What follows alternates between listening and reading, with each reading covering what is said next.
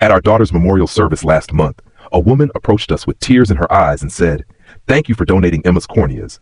My son can see again because of your generous gift." I stared at this stranger, completely frozen. "What are you talking about? We never donated Emma's corneas." The woman looked confused while my wife Sarah went pale beside me. "Wait, aren't you Emma Thompson's parents?" the woman asked, pulling out her phone. "We are," I said slowly, "but Emma died from complications after her surgery. There was no organ donation." "I'm sorry, but there's been some mistake," Sarah said, her voice shaking. The woman showed us her phone screen. "This email says otherwise. Corneal donation authorization, signed by Sarah Thompson, coordinating physician Dr. Michael Chen." My blood turned to ice. That was my wife's name. And Dr. Chen was a transplant coordinator who'd been pressuring us about donations when Emma was in recovery. "That's impossible," Sarah whispered. "I never signed anything like that." But the woman wasn't backing down. She started Googling on her phone. "Look, St. Mary's Hospital, where both Emma and my son were patients, and Dr. Chen." Her face went white as she read. "Oh my God, did you know about this?" I grabbed the phone from her hands. There it was, Dr. Michael Chen, arrested for organ trafficking, sentenced to 15 years more, paid families up to $100,000 to authorize organ harvests from recovering patients. The parking lot went silent around us. She kept reading. 12 confirmed cases where Chen convinced family members to sign donation papers for patients who were expected to recover. I turned to Sarah, who was shaking uncontrollably. $100,000. You got $100,000. She just stared at me. "You told me Emma died from surgical complications while I was at work," I said, my voice breaking. "You called me crying, saying she took a turn for the worse. But you signed papers to have her organs harvested, didn't you?" Sarah couldn't look at me. "David, you don't understand." "Understand what?" I shouted, not caring who heard. "Our 8-year-old daughter was supposed to come home after her appendectomy. It was routine surgery. She was supposed to be fine." The recipient mother stepped back, horrified. "We never would have accepted them if we'd known." I continued, the words pouring out. "Emma was asking for chocolate pudding the night before. She was worried about missing her best friend's birthday party on Saturday. She made me promise to record her favorite show while she was in surgery." The truth was crushing me. I missed work for 3 weeks because I couldn't function. We lost our savings paying for the funeral while you had $100,000 hidden somewhere. Sarah's face crumpled. "The house," I whispered, remembering. "You said your aunt left us money for the down payment on our new house. We bought it 6 months after Emma died.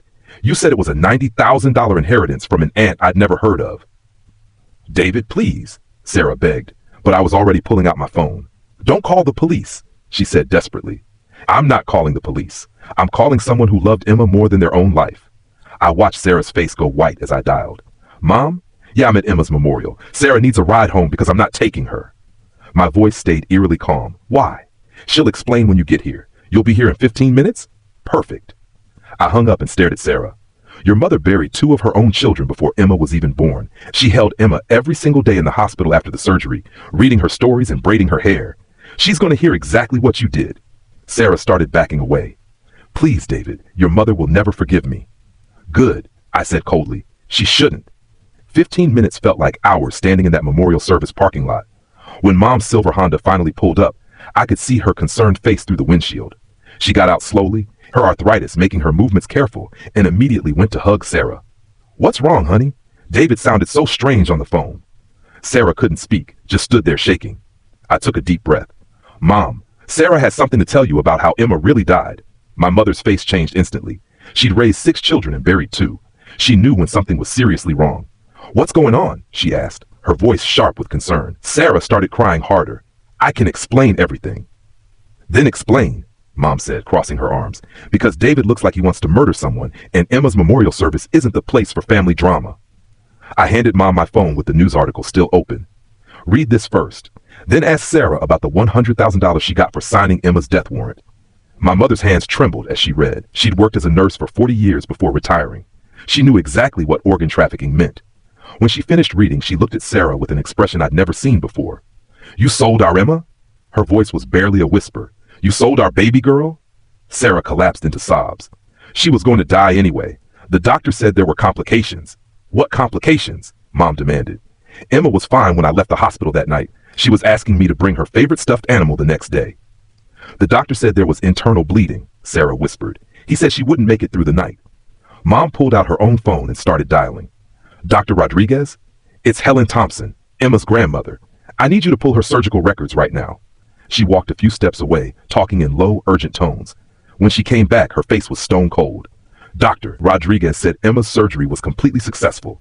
No complications, no bleeding. Her vitals were perfect when he checked on her at 8 p.m.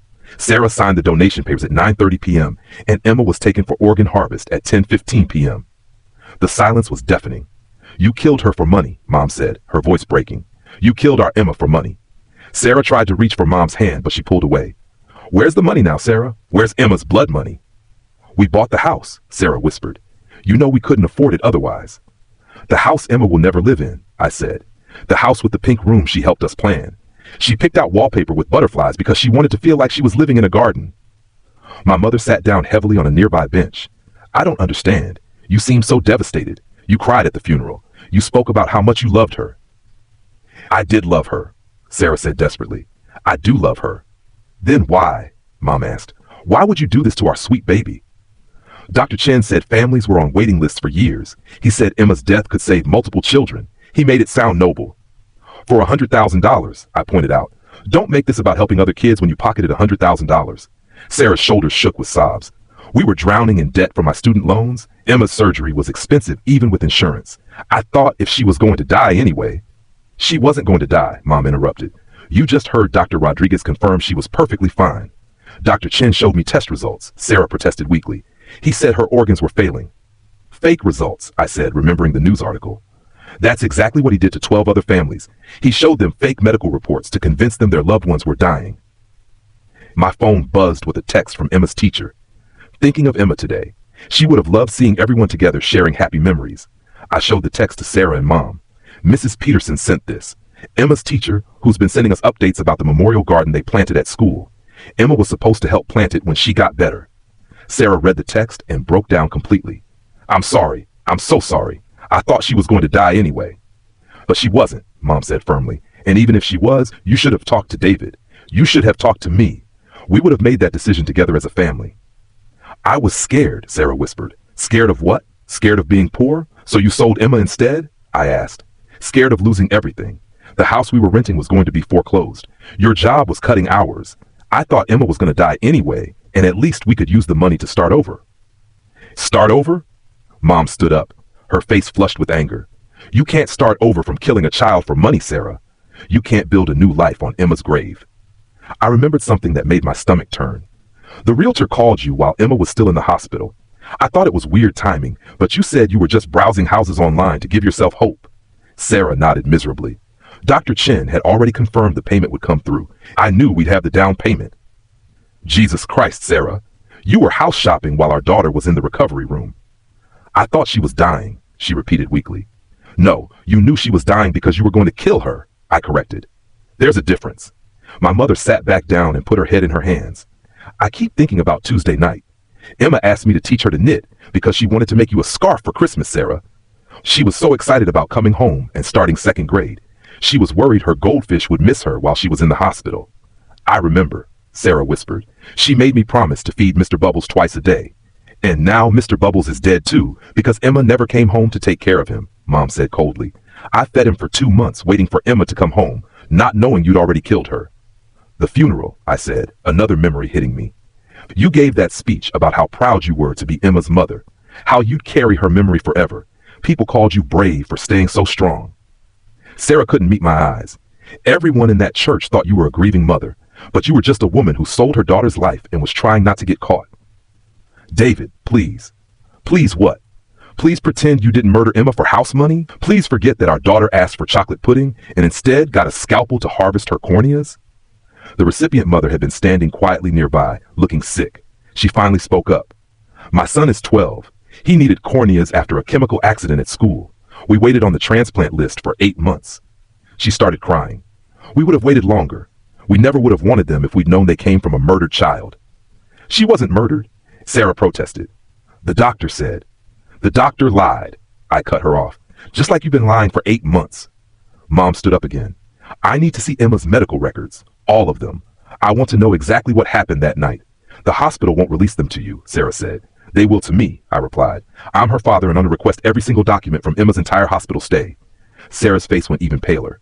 David, you don't understand how it looks. How what looks? How it looks that you killed our daughter for money? Yeah, I'm starting to understand exactly how that looks. I called Dr. Rodriguez back and asked him to fax Emma's complete medical file to my office. He hesitated, mentioning patient privacy, until I explained that I was investigating potential medical fraud involving my daughter's death. He said he'd have everything ready by Monday morning. Sarah tried to grab my phone. "You're going to ruin everything." "Everything's already ruined, Sarah. Emma's dead because you sold her life." Mom took my arm. "I want to see those records too. 40 years as a nurse means I'll understand exactly what those doctors did to our baby." "There might be legal issues," Sarah said desperately. "Good. I hope there are legal issues. I hope you go to prison." The recipient mother approached us cautiously. "I have the documentation about the cornea transplant. Dates, times, surgeon's notes. I could email it to you if it would help." I gave her my card. "Please, I want to know every detail about what they took from Emma." Sarah looked like she might faint. "You don't have to do this publicly. We could handle this privately." "Privately?" I laughed bitterly. "Like how you privately decided to kill our daughter?" "No, Sarah. Emma deserves for people to know the truth." Mom nodded. "That little girl was pure light. If someone killed her for money, the whole world should know." "I keep thinking about her last words to me," I said, the memory stabbing through me. "I was leaving for work that morning and she said, 'Daddy, will you bring me ice cream when I wake up?' I promised her strawberry ice cream, her favorite." Sarah was sobbing openly now. She asked me to sing her the Butterfly song when they wheeled her into surgery. She wasn't scared at all because she trusted us to take care of her. "And then you sold her to the highest bidder," Mom said flatly. "While David was at work thinking Emma was recovering, you were signing papers to have her organs harvested." "Dr. Chen said it was standard procedure," Sarah whispered, "for $100,000. Nothing about that is standard." I thought about Emma's bedroom, exactly as she left it. Her art supplies on her desk where she'd been drawing pictures of our new house. Her backpack packed for a camping trip we'd planned for when she got better. Her library books that were now 3 months overdue because she'd never gotten the chance to return them. "You let me plan a camping trip for a dead child," I said. "I spent 2 hours researching campgrounds with good hiking trails because Emma wanted to see real bears. She was already dead, but you let me plan activities for her ghost." "I couldn't tell you," Sarah said. "You would have tried to stop me." "Of course I would have tried to stop you from murdering our daughter." Mom's phone rang and she answered it immediately. "Hello? Yes, this is Helen Thompson. What do you mean there's been a development?" She listened for several minutes, her face getting paler. "Are you absolutely certain?" "Yes, we'll be there tomorrow morning." She hung up and looked at us both. "That was Detective Morrison from the police department. They want to interview both of you tomorrow about Emma's case." Sarah went white as snow. "They're investigating?" "Apparently Dr. Chen named specific victims when he was arrested. Emma was on the list." Mom's voice was steady, but her hands were shaking. "They're reopening her case as a potential homicide." "Homicide?" Sarah whispered. "Mom, they think you committed murder," I said, the reality finally hitting me. "Because you did commit murder." "I thought she was dying," she repeated for the 100th time. "That's not going to matter to a jury, Sarah. What's going to matter is that you signed papers to harvest organs from a healthy 8-year-old for $100,000. The recipient mother had been listening quietly. "I should go. My family needs to know about this too. Our son received corneas from a murder victim." She walked away quickly, already dialing her phone. That night, I couldn't sleep in the house that Emma's death had bought. I kept thinking about her empty room, about the butterfly wallpaper she'd picked out, about how excited she'd been to have her own bathroom with a pink shower curtain. Sarah had killed Emma to buy this house, and now we were living in it like some kind of mausoleum. I went to Emma's room and sat on her bed, surrounded by all the things she'd never use again. Her stuffed animals arranged exactly how she liked them. Her books about princesses and dragons. Her jewelry box that played Somewhere Over the Rainbow when you opened it. I found Emma's diary tucked under her pillow. She'd been learning to write in cursive and had been practicing by writing about her day. The last entry was the night before her surgery. "Tomorrow I get my appendix out. Daddy says it's like getting a splinter removed, just bigger. Mommy seems worried, but I told her not to be scared because I'm brave. I can't wait to come home and see Mr. Bubbles. I drew him a picture of the hospital so he knows where I am. I hope they have good food there. Maybe they'll have chocolate pudding. I love chocolate pudding. I love Mommy and Daddy too. They take such good care of me." I closed the diary and cried until I couldn't breathe. My 8-year-old daughter had trusted us completely. She'd gone into surgery thinking her biggest worry was whether the hospital would have chocolate pudding. She died believing her parents were taking care of her, never knowing that one of them was planning to sell her organs for house money. Sarah found me there an hour later. "David, I know you hate me." "I don't hate you, Sarah. Hate isn't strong enough for what I feel. I never meant for this to happen." "Yes, you did. You signed papers. You took money. You bought a house. This didn't just happen to you. You made it happen. I was scared, she said again. We were going to lose everything. So you decided to lose Emma instead? I held up her diary. She wrote about how brave she was, how she told you not to be scared because she'd take care of everything. She was 8 years old, and she was trying to comfort you while you planned her murder. Sarah read the entry over my shoulder and started sobbing. I never meant for her to die. Dr. Chen said organ donation was a gift. For $100,000. Let's stop pretending this was about helping other people. The money was supposed to help us start over. But Emma was supposed to start second grade. She was supposed to learn multiplication and cursive writing. She was supposed to lose her first tooth and learn to ride a bike without training wheels. I stood up from Emma's bed. I can't do this anymore, Sarah. I can't live in a house bought with my daughter's blood money. I can't sleep next to someone who killed her for a down payment. Where will you go? She asked. Anywhere but here. This place is a monument to what you did. David, please don't leave me. I need you. Emma needed you too. She needed you to protect her from the monsters, not become one of them. I started packing a bag while Sarah followed me around the house begging me not to go. But every room felt like a crime scene now. The kitchen where Emma had asked for chocolate pudding. The living room where we planned camping trips she'd never take. The front door where she'd stood waving goodbye the morning of her surgery. The next morning, I met Detective Morrison at the police station without Sarah. She'd wanted to come, but I told her to get a lawyer instead. Detective Morrison was a middle-aged woman with kind eyes who'd been working crimes against children for 15 years. She showed me a file with Emma's name on it. Dr. Chen provided us with detailed records of his illegal organ harvesting operation. Your daughter was victim number 7. Victim number 7, I repeated, the words not feeling real. He was paid $200,000 by the organ broker. He kept half and paid your wife $100,000. Emma's corneas were sold for $300,000 total. The numbers made me sick. My daughter's eyes were worth more than our annual salary. The surgery was completely successful, Detective Morrison continued. Emma was stable and expected to make a full recovery. Your wife signed the organ donation papers at 9:30 p.m. after you'd gone home for the night. Could Emma have been saved if I'd stayed? The harvest began at 10:15 p.m. If you'd been there, you might have been able to stop it. I put my head in my hands. I went home because Sarah said Emma was sleeping peacefully. She said there was no point in both of us staying. Your wife knew you'd never agree to organ donation for a healthy child. Not so she waited until you left. Detective Morrison slid a document across the table. This is the consent form your wife signed. Notice the timestamp and her signature. I stared at Sarah's signature on the form that authorized Emma's death. Her handwriting looked steady, not shaky like someone making a desperate decision in grief. She'd signed it carefully, like she was signing a mortgage document, which in a way she was. What happens now? I asked. We'll arrest your wife on charges of conspiracy to commit murder and accepting payment for organ trafficking. The district attorney thinks we can make the charges stick. How long will she go to prison? If convicted, 25 to life. This wasn't a mercy killing or assisted suicide. This was murder for profit. I drove home to find Sarah packing frantically. The lawyer says I need to disappear for a while. Let things cool down. Sarah, the police are coming to arrest you. You can't run from this. I can't go to prison, David. I'll die in there. Emma died so you could buy this house. Now you might go to prison because of it. That's called consequences. She threw clothes into a suitcase without looking at me. I never meant for any of this to happen. Yes, you did. You researched Dr. Chen. You met with him multiple times. You planned Emma's murder for weeks. It wasn't murder. It was organ donation. From a healthy 8-year-old who was going to recover completely. That's murder, Sarah. The doorbell rang, and we both froze. Through the window, I could see Detective Morrison and 3 uniformed officers. Sarah started hyperventilating. Please don't let them take me. I called them, I said quietly. You what? I called and told them you were here. Emma deserves justice. Sarah stared at me in shock as I opened the door. She's upstairs packing, I told Detective Morrison. She was planning to run. Sarah Thompson, Detective Morrison announced as they climbed the stairs. You're under arrest for conspiracy to commit murder, accepting payment for organ trafficking, and conspiracy to commit fraud. I watched from the bottom of the stairs as they handcuffed my wife. Sarah looked down at me with tears in her eyes. David, please. I'm Emma's mother. No, I said firmly. Emma's mother died with Emma 8 months ago. You're just the woman who sold her.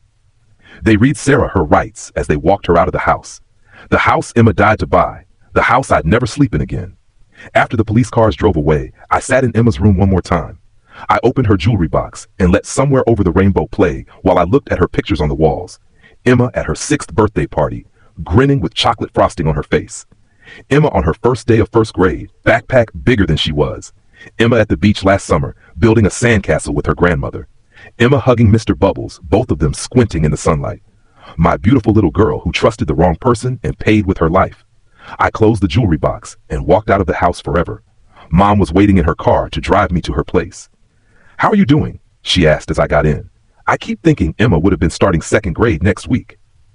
"She would have been so excited," Mom said, her voice thick with tears. She was already practicing writing her name in cursive. "Her teacher called yesterday. She wanted to know if I'd like them to keep Emma's desk empty for the first week of school as a memorial." "What did you tell her?" "I told her Emma wouldn't want that.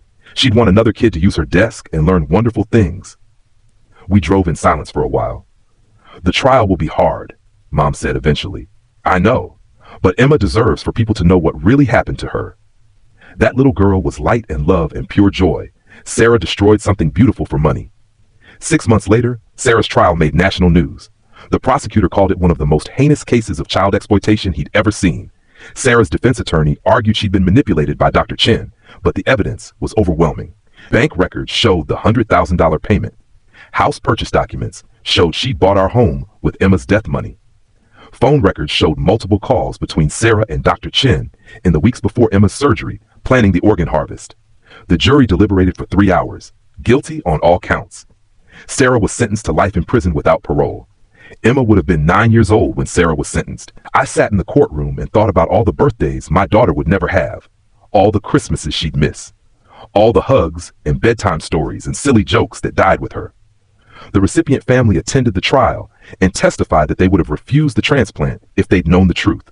Their 12-year-old son wrote a letter to the judge saying he'd rather be blind than benefit from Emma's murder.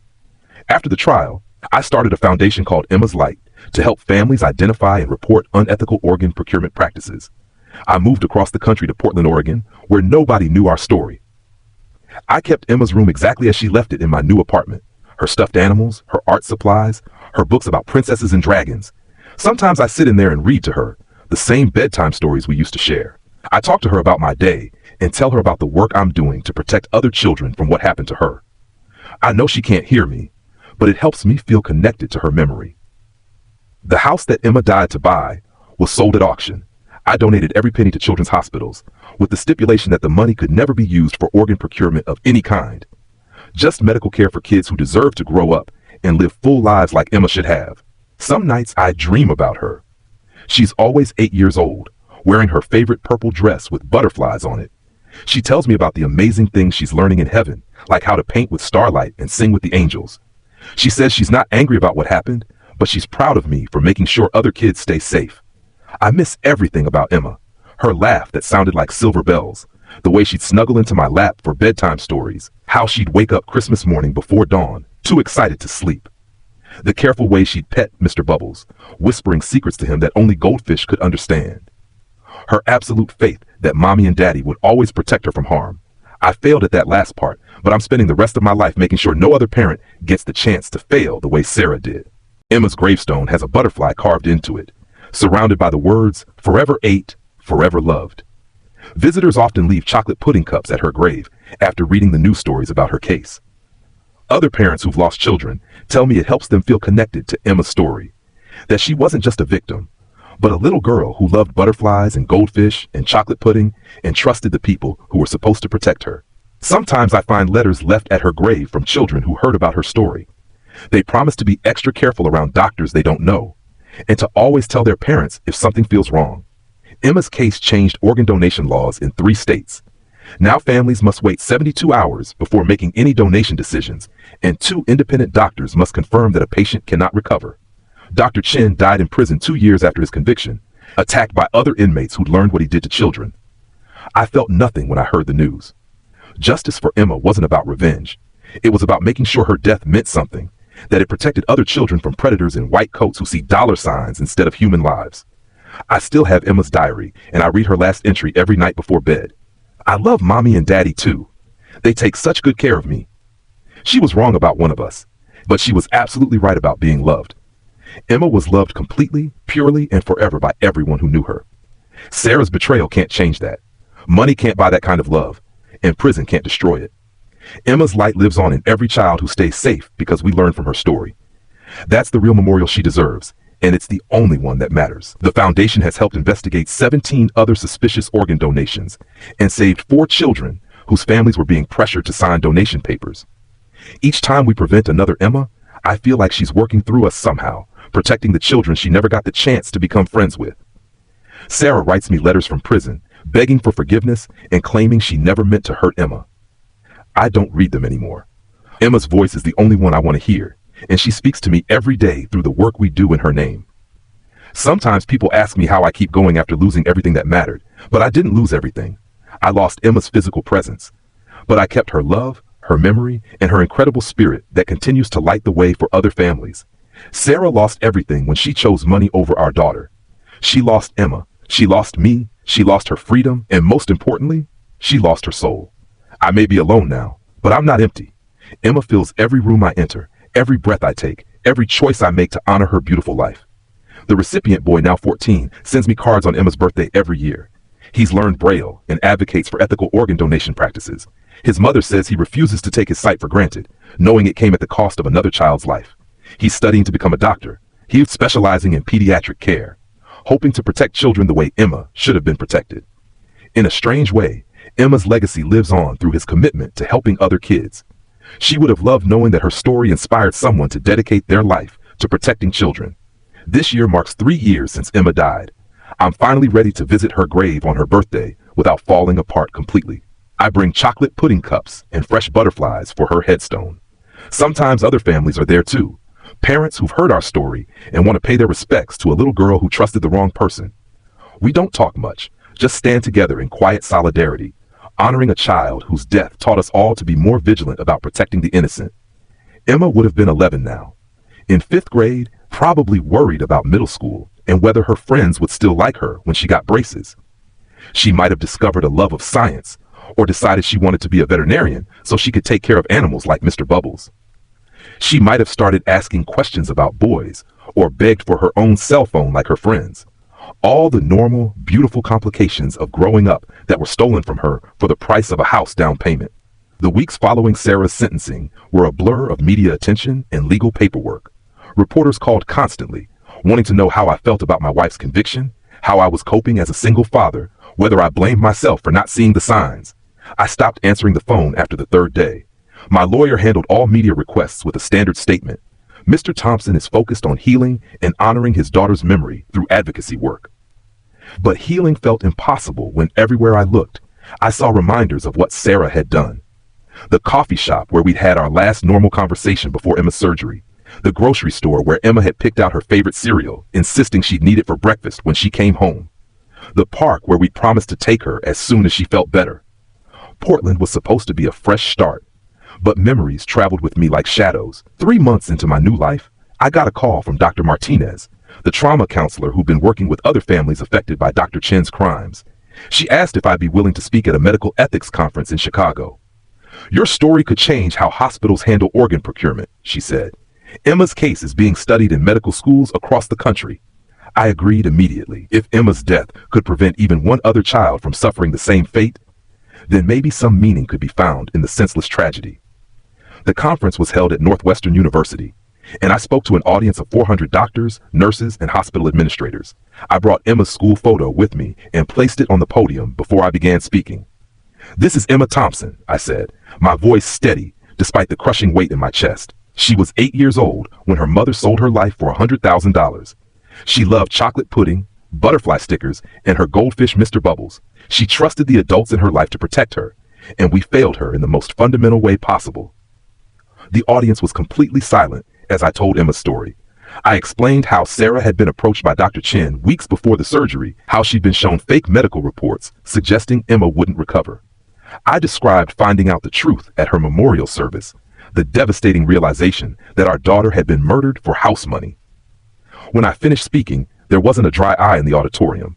Several doctors approached me afterward, sharing their own experiences with unethical organ procurement coordinators and promising to implement stricter protocols at their hospitals. One surgeon from Boston Children's Hospital stayed after everyone else had left.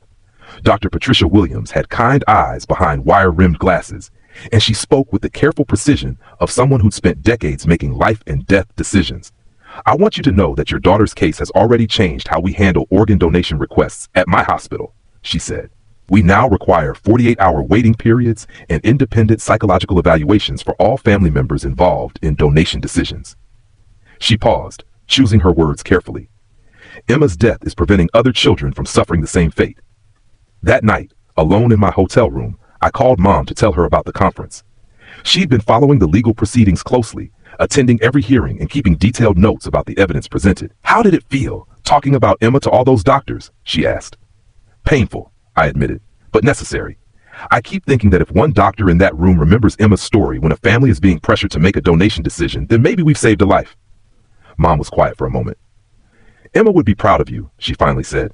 She always wanted to help other people, even when she was just a little girl. The foundation work expanded rapidly after the conference. Families from across the country contacted us, sharing their own experiences with questionable organ donation requests. Mrs. Rodriguez from Phoenix sent me emails detailing how her husband had been pressured to donate their son's organs after a car accident, even though the boy was showing signs of improvement. The Johnsons from Atlanta described a coordinator who'd offered them $50,000 for their daughter's organs, claiming it was standard compensation for funeral expenses. Each story made me angrier at the system that had failed Emma and countless other children. 6 months after Sarah's sentencing, I received a letter that changed everything. It was from Dr. Rachel Namari, the head of pediatric surgery at St. Mary's Hospital, where Emma had died. She was requesting a meeting to discuss implementing new protocols that would honor Emma's memory. I almost didn't respond. St. Mary's was where my daughter had been murdered, where the staff had either participated in or turned a blind eye to Dr. Chen's crimes. But something in Dr. Namari's letter suggested genuine remorse and a desire to make amends. We met at a coffee shop downtown, neutral territory away from the hospital that held so many painful memories. Dr. Namari was younger than I'd expected, maybe in her early 40s, with prematurely gray hair and the tired eyes of someone who carried the weight of difficult decisions. I need you to know that I reviewed Emma's case personally, she said without preamble. Every detail, every medical record, every conversation that was documented. What happened to your daughter was criminal, and I'm ashamed that it occurred in our facility. She pulled out a thick folder and placed it on the table between us. These are the new protocols we're implementing, inspired by Emma's case. Every organ donation request now requires approval from 3 independent physicians, none of whom can have any financial interest in the outcome. Families must wait 72 hours before making any donation decisions, and we're requiring psychological counseling for all family members involved in the process. She looked directly at me, her eyes filled with what appeared to be genuine remorse. We're calling them the Emma Thompson protocols. I stared at the folder, emotions warring inside me. Part of me wanted to throw the papers back at her and walk away. No protocol could bring Emma back or undo the betrayal that had destroyed our family. But the larger part of me, the part that had been shaped by Emma's generous spirit, recognized the significance of what Dr. Ray Namari was offering. Why now? I asked. Why are you doing this? She was quiet for a long moment, stirring her coffee with mechanical precision. Because I have an 8-year-old daughter, she finally said. Her name is Sophia. She looks at me the same way Emma looked at you in the photos from your testimony, with complete trust that her parents will always protect her. The Emma Thompson protocols were officially implemented at St. Mary's Hospital 3 months later. The ceremony was held in the hospital's main conference room, with representatives from the medical board, patient advocacy groups, and local media in attendance. I spoke briefly about Emma's love of helping others and how these new safeguards would honor her memory by protecting vulnerable families from predatory practices. Mom sat in the front row, wearing the pearl necklace Emma had picked out for her last Christmas, tears streaming down her face as I dedicated the protocols to a little girl who believed in the goodness of people and trusted the adults in her life to keep her safe. After the ceremony, Dr. Namari showed me the memorial garden that the hospital staff had created in Emma's honor. It was located in the courtyard outside the pediatric wing, where young patients and their families could sit among the flowers and butterflies that Emma had loved so much.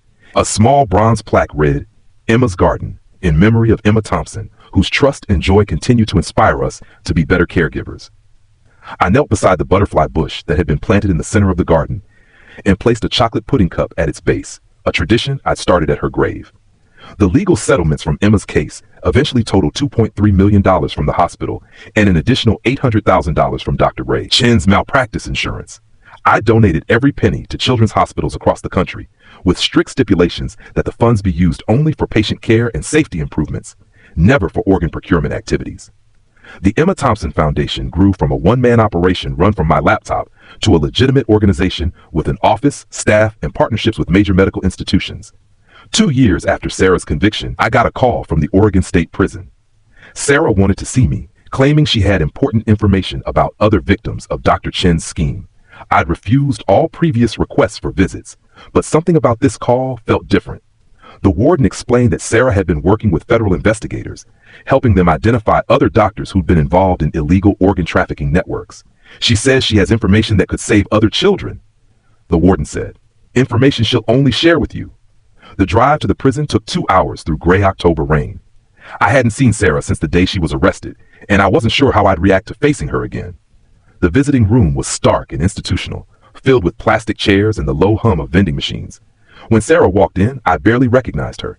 Prison had aged her dramatically. Her hair was completely gray, her face gaunt, and she moved with the careful caution of someone who'd learned to navigate dangerous environments. "Thank you for coming," she said, sitting across from me with her hands folded on the metal table. "I wasn't sure you would." I studied her face, looking for signs of the woman I'd once loved, the mother who'd sung lullabies to Emma and helped her with homework. That woman seemed to have vanished entirely, replaced by this hollow-eyed stranger who traded our daughter's life for money. "The warden said you have information about other victims," I said, keeping my voice neutral. "Start talking." Sarah pulled out a handwritten list of names and dates, pages of careful notes she'd compiled during her investigation work with the FBI. "Dr. Chen wasn't working alone," she said. "There's a whole network of doctors, coordinators, and organ brokers who've been targeting financially desperate families for years. I've identified at least 30 other cases, David. 30 other children who were murdered for their organs." She slid the papers across the table, and I saw Emma's name at the top of the first page, along with her date of death and the amount Sarah had been paid. "Why are you helping now?" I asked. "What's the point?" Sarah's hands shook as she spoke. "Because I see Emma every night in my dreams. She asks me why I hurt her, why I chose money over her life. I can't bring her back, but maybe I can prevent it from happening to other children." She pointed to a name on the second page. "This little boy in Denver, Marcus Williams. He's still alive, but his mother is being pressured by a coordinator who uses the same tactics Dr. Chen used on me. If we move fast, we might be able to save him." I stared at the name Marcus Williams, thinking about another 8-year-old boy who might be facing the same fate Emma had suffered. Despite my anger at Sarah, despite my desire to never speak to her again, I couldn't ignore the possibility that we might prevent another family from experiencing the hell we'd been through. "I'll give this information to the Foundation's legal team," I said, "but this doesn't change anything between us, Sarah. You killed our daughter. Helping other kids doesn't erase that." "I know," she whispered. "I know it doesn't change anything, but Emma loved helping people, even when she was little. Remember how she'd always share her toys with kids who didn't have any? How she'd give her allowance to the homeless shelter?" Tears were streaming down her face now. Maybe if I help save other children, some tiny part of Emma's spirit can live on through that work. I gathered up the papers and stood to leave. "Emma's spirit lives on through the people who actually loved her," I said, "not through the woman who murdered her." The information Sarah provided led to the arrest of 6 more doctors and the prevention of at least 12 potential organ harvesting cases, including Marcus Williams. The little boy's mother had been offered $75,000 to sign donation papers after he'd been injured in a playground accident, despite his doctor's assurance that he would make a full recovery. When federal agents interviewed her, she broke down and admitted she'd been desperate to pay for her mother's cancer treatment. Marcus recovered completely and was back to playing soccer within 3 months. Each case we prevented felt like a small victory for Emma's memory. I kept a photo of her on my desk at the Foundation office, surrounded by thank you cards from families we'd helped and letters from medical students who'd studied her case in their ethics courses. Dr. Williams from Boston Children's Hospital became a regular collaborator, helping us develop training materials for medical professionals about recognizing and reporting unethical organ procurement practices. On what would have been Emma's 10th birthday, I returned to her grave with chocolate pudding cups and a new butterfly garden plant. The headstone was covered with flowers and notes from people who'd heard her story and wanted to honor her memory. A group of second graders from her old school had left a banner that read, "Happy birthday, Emma, we miss you," decorated with crayon drawings of butterflies and rainbows. I sat beside her grave for hours, telling her about all the children we'd helped protect, all the families who wouldn't have to experience the betrayal and loss that had shattered our world. As the sun began to set, I noticed a young mother with her 8-year-old daughter approaching the grave. The little girl carried a small bouquet of daisies and walked with the careful solemnity of someone who understood they were in a sacred place. "Are you Emma's daddy?" the child asked in a whisper. I nodded, not trusting my voice. My mommy told me about Emma and how she helps keep other kids safe now. I brought her flowers because she's a hero. The mother smiled sadly and explained that they'd driven 3 hours from Sacramento after reading about Emma's case online. We wanted to pay our respects, the mother said. Our family was approached by a coordinator last year when our son was in the hospital. Something about the situation felt wrong, so we researched organ donation ethics and found Emma's story. It helped us realize we were being manipulated. We refused the donation request, and our son recovered completely. She placed her hand on her daughter's shoulder. Emma's story saved our family from making a terrible mistake. I watched them place the daisies beside Emma's headstone. This little girl, who was the same age Emma had been when she died, living the life my daughter should have had. There were thousands of families like this one. People who'd heard Emma's story and been empowered to ask questions, to demand second opinions, to trust their instincts when something felt wrong. In death, Emma had become a guardian angel for children everywhere, protecting them from the predators who saw profit in their pain. That night, I called Mom to tell her about the family who'd visited Emma's grave. She's still helping people, Mom said, her voice filled with pride and sadness. Our little girl is still taking care of others, just like she always did. We talked about Emma's generous spirit, how she'd given her favorite stuffed animal to a crying child at the doctor's office when she was only 6 years old, how she'd insisted on donating half her Halloween candy to the food bank every year. 3 years after Sarah's sentencing, the Emma Thompson Foundation had helped reform organ donation policies in 15 states and prevented over 40 questionable donation cases. We trained hundreds of medical professionals to recognize signs of coercive practices and provided resources for families facing difficult end-of-life decisions. Emma's story had been featured in medical textbooks, documentaries, and ethics courses across the country. I still lived alone in Portland, in a small apartment filled with Emma's artwork and photographs. Her room remained exactly as she'd left it, complete with the butterfly wallpaper she'd picked out for the house she'd never live in. Sometimes I'd sit in there and read her favorite books aloud, imagining her curled up beside me the way she used to be. The grief never fully went away, but it had transformed into something more purposeful, a driving force that pushed me to protect other children from the fate that had claimed my daughter. The recipient boy, now 16, had become an advocate for ethical organ donation practices. He'd started a youth organization that educated teenagers about their rights as potential organ recipients and the importance of asking questions about the source of donated organs. He sent me updates about his work regularly, photos of him speaking at conferences, and meeting with legislators about strengthening donation oversight laws. Sarah continued to provide information to federal investigators from prison, helping to uncover an extensive network of corruption that had claimed dozens of victims. Her cooperation had led to significant reforms in how organ procurement organizations were regulated and monitored. I never visited her again after that first time, but I received reports about her work through the foundation's legal team. She'd become a model prisoner, spending her time researching medical ethics and writing detailed reports about the techniques used to manipulate grieving families. On the 5th anniversary of Emma's death, I stood before a crowd of 500 people at a national medical ethics conference in Washington, D.C. The audience included senators, medical professionals, patient advocacy groups, and other families who'd lost loved ones to medical fraud. I spoke about Emma's lasting impact, how her death had sparked a national conversation about protecting vulnerable patients and their families from exploitation. Emma believed in the goodness of people, I said, looking out at the sea of faces. She trusted completely and loved unconditionally. That trust was betrayed in the most fundamental way possible, but her story has become a shield that protects other children from the same fate. She can never come home to us, but her legacy ensures that other little girls and boys will go home to their families, safe and whole and alive. After my speech, a young medical student approached me with tears in her eyes. "I'm starting my pediatric surgery rotation next month," she said. "I printed out Emma's photo, and I'm keeping it in my locker to remind me why we do this work, to protect children, not exploit them." She handed me a letter she'd written to Emma, thanking her for inspiring a new generation of ethical medical professionals. I kept that letter in Emma's memory box, along with hundreds of others from people whose lives had been touched by her story.